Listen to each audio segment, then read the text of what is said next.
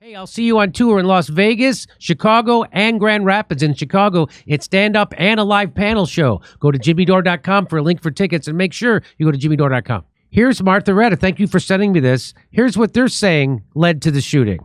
Also, George, we have to point out, no matter who the shooter, what the shooter's motives were, no matter who the shooter is, you are going to hear conspiracy theories going forward.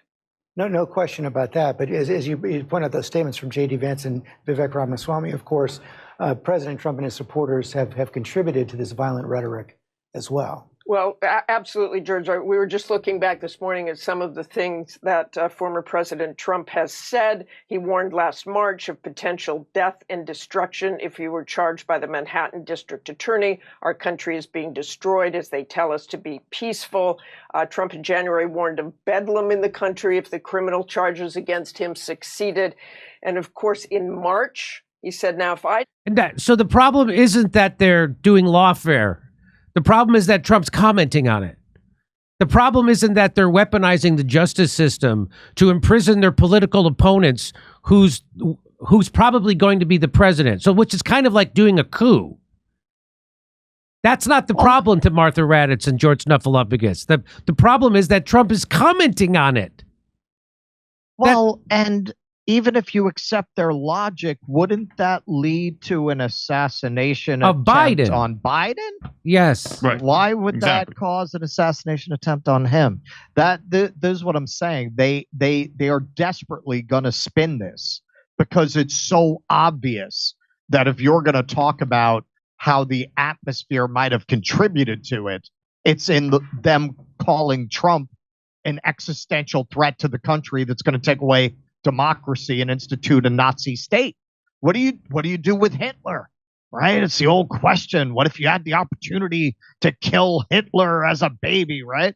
Well, you're saying he's going to be Hitler, so what does that suggest it's acceptable to do at that point when you make that formulation? So let me play the rest of this.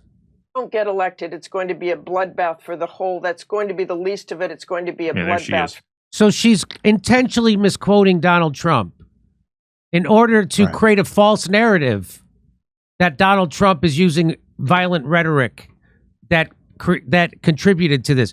So that's been debunked a million times already. I thought that they're still doing that, which is why when I go to dinner with my former roommate, he repeats shit like that back to me. Oh, yeah, it doesn't stop them from doing it. They do it over and over again. The bloodbath line, the dictator on day one. I mean, these are just the most obvious distortions, but it doesn't stop them. And, you know, even in a line like where he says there's going to be bedlam, there's going to be this and that, you know, you're talking about raucous protest, which I think, you know, that is within bounds to talk about. And I think it's within bounds to talk about on the left side, too. You know, when Chris Cuomo says protests don't have to be polite, I think that's within bounds to say. But don't be surprised when that ends up in a montage that the right uses against you when you talk this kind of shit. If you're going to talk this kind of shit, it's going to be used against you very easily. Very, very easily.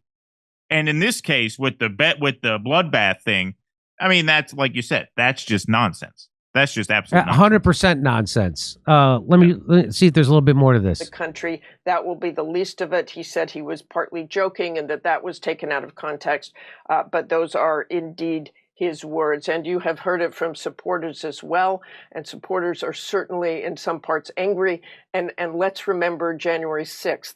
In so many ways for the campaign, January 6th will probably be in the background after yesterday's event. This is a very difficult time for this campaign. I'm sure this week in Milwaukee that President Trump will highlight this, and President Biden is going to have to figure out how to go forward with his campaign and what exactly they say.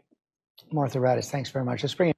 Thanks very much. That's fantastic. Thanks for your lying. Hey, I'll see you on tour in Las Vegas, Chicago, and Grand Rapids. In Chicago, it's stand-up and a live panel show. Go to jimmydore.com for a link for tickets, and make sure you go to jimmydore.com.